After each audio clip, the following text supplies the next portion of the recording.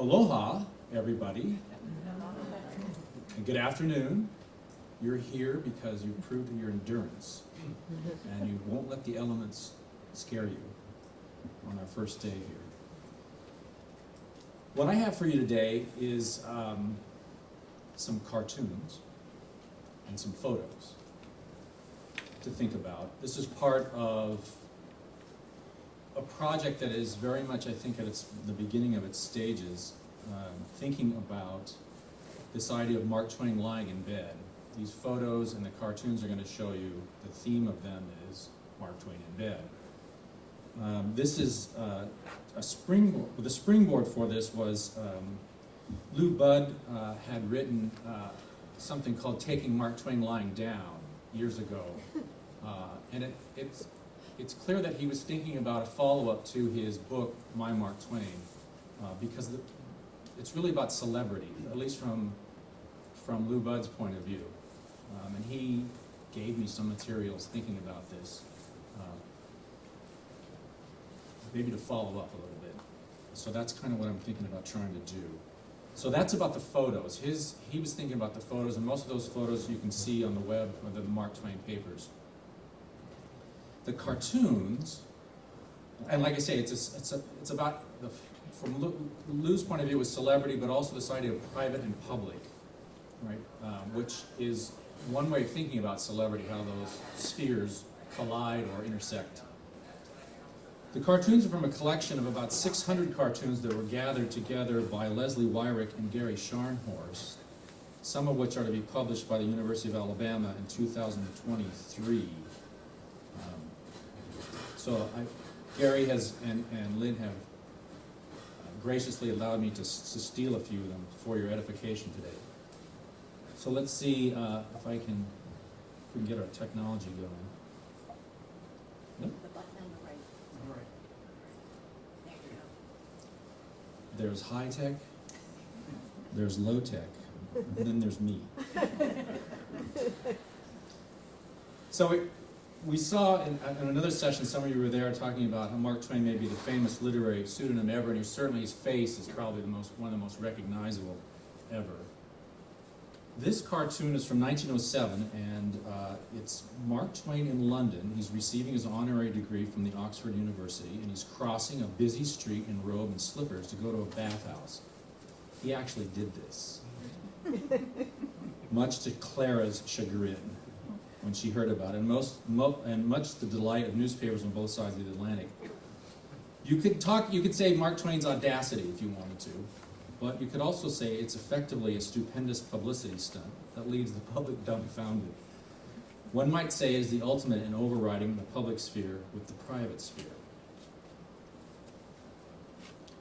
This cartoon is also from 1907, and again, here we have Mark Twain in bed. He's in his pajamas, but he has this academic cap, smoking a cigar. He has a clutch of Oxford Dons, and they present him with his diploma, which, at a minimum, suggests how well known is the trope of Mark Twain in bed, smoking, the posture of laziness. This cartoon is from 1906, and it fits right in with the photos of Mark Twain in bed, some of which I'm going to show you in a minute, of him in bed and smoking. And you know, when I looked at a lot of these photos and thinking about it, I was wondering if he didn't burn that house down in New York. I mean, or light his bed on fire at least, several times. Apparently he did not. But I just draw your attention to the pipe detail. He's smoking a pipe for a minute, okay? The Mark Twain paper said this photo was taken by Paine in 1906, probably in January when Paine was given authorization to begin the biography, and Clemens was once again interested in writing his autobiography, and so he was cranking up for that. It was published in the Century magazine in August of 1910, and Paine also reproduced it in his biography with this description. So this is a quote. Among them, that is the photos, was one in an attitude which had grown so familiar to us, that of leaning over to get his pipe from the smoking table, and this seemed to give him particular satisfaction. It being a holiday, he had not donned his dressing gown, which on the whole was well for the photographic result. So a couple of things there. One is just to tie back, that here's these He's got cigars and pipes and everything right at the ready for himself, right? He can just reach over. He can get them anytime he wants. We're doing this. The other thing I would just comment on is, from Paine's description, is that he's remarking that he doesn't wear a dressing gown, which makes the scene much more intimate, right? As though, you know, I'm taking this photo and I have this dressing gown. And some of you might remember the photos that were taken late, the color photos that were taken late in his life, and that went into the Henderson biography, and he's in that red dressing gown he owns, right? But not in this case, all right? So this sense of familiarity is there and important. This is a German artist from 1912 depicting Mark Twain in what seems to be his favorite position. The date shows that the lazy Mark Twain trope outlived Clemens and could be used to identify an attribute almost as an essence of the man, no doubt basing the image on the several published photos of Sam Clemens in bed, one of which I just showed you. And here's another. So this is Mr. Clemens reading the world's work, smoking a cigar, pipes, as you can see at the ready, right? He had that stand over next to him. Okay. Now, the world's work is a very serious periodical and has long essays on very big topics. But I want to read this image as a joke. Man in bed, doing work his way in his world. Yet, this shows that work is being done lying in bed. Now, here's an image that casts doubt on work being done. We've got Mark Twain in his slippers. He's got in his long underwear. In this case, he's sitting in a hammock with a drink at hand, perhaps a personal utopia. This was a painting executed about 1890, and it was exhibited in a saloon, maybe appropriately, in downtown Chicago for many years. That's a note that a gloss that I've taken from Gary's work. This example shifts an image of Mark Twain working conventionally, writing at his desk. He's got a grossly oversized quill pen and a flurry of manuscript on the floor, suggesting productivity. He's writing, right, not in bed. Man is working. This is an 1899 cartoon and has the caption, I don't know how many of you can read it, but it says, Mark Twain's favorite attitude when he is writing his famous stories. So here we've got this image of, you know, productivity. He's working, right? And yet, he's lying down doing it. This photo was taken by Horace Ashton in January also, 1906. Here we have Mr. Clemens in his lazy posture, producing writing, it would seem, pen in hand, with his little cigar box writing desk, which he used a lot. Many of the photos have that. You can see that there, where he's got that pen in hand. And he's got this little cigar box that's apparently about so big. And he uses this as a writing desk in there. But he doesn't have his glasses on. So it's staged, right? It's a stage thing. He's there, Ashton is there to take these photos and give us this look. Here's another one. Again, this is from an Ashton photograph that was turned into a stereograph, right? He's writing again. Maybe he has his glasses on. You know, I blow this up on my computer and try to look, and it seems like maybe there's, you know, a reflection or glasses there, but I can't really tell. Probably it doesn't really matter one way or the other. But there he is, smoking, lying down. But what I want to draw your attention to is on the pillow, is that clipping that's draped across the pillow. We know that Clemens typically used clippings to stimulate particular dictations of the autobiography. Right? Possibly not staged. Right? Possibly this is him doing his thing, lying in bed. This is a photo taken September 1906. Clemens has his pen. This is by a photographer, Van der Weert, who was kind of a big shot in photography. He has a series of them that he does, and they're very arty like this, most of them.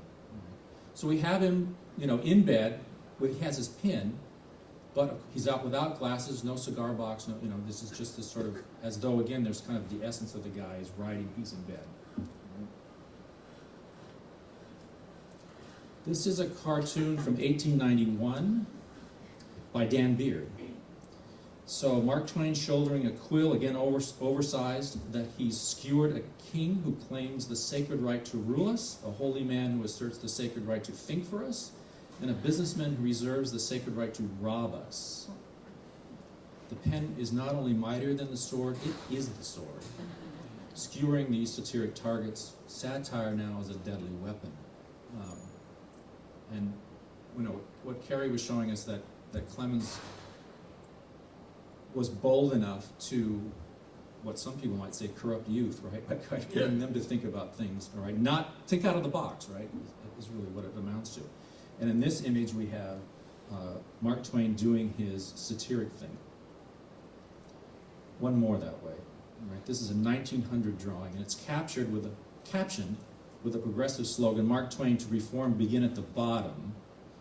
And he's pointing to a cab driver. This is based on a notorious incident when a New York cabbie tried to extract an extravagant fare from Katie Leary. So here and what I want to draw your attention to is that the satirist's pen has become the jester's marotte with a whip at the bottom, right? So the satirist is clown as well as comic scourge on the body politic. If one were to plot a narrative of Mark Twain as Mark Twain's literary celebrity, the performance at the Whittier birthday ceremony in 1877 might be marked as nadir. But the pivot for turnaround, the 1882 article in the Century magazine by William D. Howells. In retrospect, the decade of the 1880s can be characterized as the first stage in an ascent toward literary and cultural apotheosis that culminated in Clemens receiving an honorary degree in 1907 from Oxford University. And if you recall Lou Budd's book, My Mark Twain, that's really the arc of his argument. Right? Given that acquisition of cultural capital, one might wonder about the wisdom of Sam Clemens publishing photos of Mark Twain in bed in 1906 and 1908, photos that not only belie the dignity of a cultural apotheosis, but also run the risk of offending Victorian sensibility over a breach through which the domestic becomes the public. This is sort of, I think, what I'm presenting today is a kind of prospectus for this project, and it proposes that these photos and cartoons, along with many more possible examples, tell a tale of literary celebrity. These photos and cartoons of Mark Twain lying in bed, with their breach of customary notions of privacy, enable celebrity. But what do they do for a reputation or to a reputation, literary or otherwise? Other questions follow. Do these images imply something about the category of humor? For example, a relief of tension, a comic incongruity to dignity? How do they contribute to the lifelong habit Clemens had of projecting the image of a lazy self? How does that image affect an understanding of Mark Twain as an alter ego for the would-be gentleman, Sam Clemens? The visual images have a counterpart in the verbal images constructed by the critical reception of the writing signed Mark Twain, which fractured into highbrow and lowbrow aspects throughout the career of Sam Clemens. This split mostly maps onto a difference in conceptualizing Mark Twain either as a satirist or a quote-unquote mere humorist. This division also brings up the opposition of gentleman versus humorist. Certainly the bed photos and cartoons undercut Clemens as gentleman, while they play into figures signifying a professional entertainer, clown, jester, buffoon. At stake, then, are issues of privacy versus celebrity, as well as critical understandings of Mark Twain's literary output, especially during the 1890s and the first decade of the 1900s. Entailed in those critical assessments are attempts to understand Mark Twain as a satirist. These evaluations of the satire deployed by Mark Twain are part of a larger cultural conversation that defines, however indecisively, satirist as a figure separate from humorist. Although the motivation for Clemens to allow photos of him while in bed almost assuredly involved a publicity stunt to promote the 1906-1907 publication of installments of his autobiography in the North American Review, the notion of a lazy masculinity that opposes the culturally official one in America of the ambitious and enterprising businessman suggests a deep structural incongruity in the bed photos and cartoons that enable a comic interpretation. Alfred Habiger's formulations may be the best from this angle. The source of American humor was an unregenerate but defeated masculinity, he tells us. So, narrating a story of Mark Twain's celebrity and Sam Clemens' literary reputation during his lifetime, and in particular after 1890, would entail these points. 1. The underlying issue, entertainment versus moral purpose. Mere humorist, even mere jester, versus the civic purpose of satire. And that's why this last image for me is really interesting, because you have both. He's got the marat, right, of the jester, but he's got the wit of the satirist, right? And the idea about reform that's there. Many of the verbal images constructed by contemporary critical commentary center on the binary of high-low. Second point.